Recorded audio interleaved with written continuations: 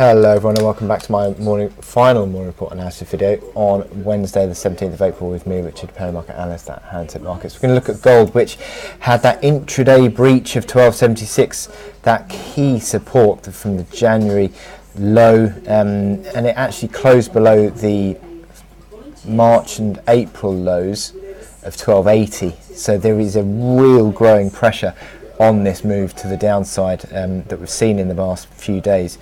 And look at momentum indicators, MACD lines accelerating lower, sort of pointing towards a breakdown RSI in the 30s, which to be honest is now at levels not seen since that March low. So it really is sort of on the brink of confirming a breakdown.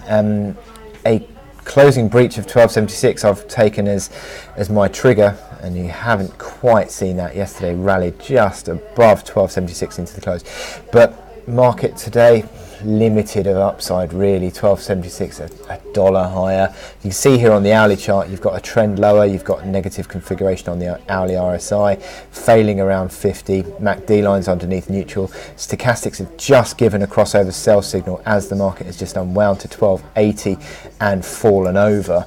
So this is really a suggestion that the gold price is about to make a key downside break, and a head and shoulders top pattern that is in place here over the past 3.5 months now is a real concern, because it gives you a $70 downside target, and that would be implying a move towards sort of 1206 area. So that is a really key, would be a really key downside break from this big top pattern that we've got in place here. So a closing breach of 1276 certainly on a decisive basis, but you can see here with the momentum indicators falling away, this is really turning into a fairly negative outlook, and the only real aspect holding the market as in a positive mood if the market does close below 1276 would be this uptrend that comes in at 1259 at the moment, and also the 144-day moving average,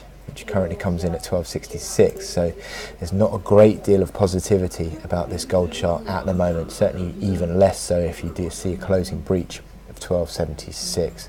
So I wish you good luck in your trading today, and I'll speak to you again tomorrow.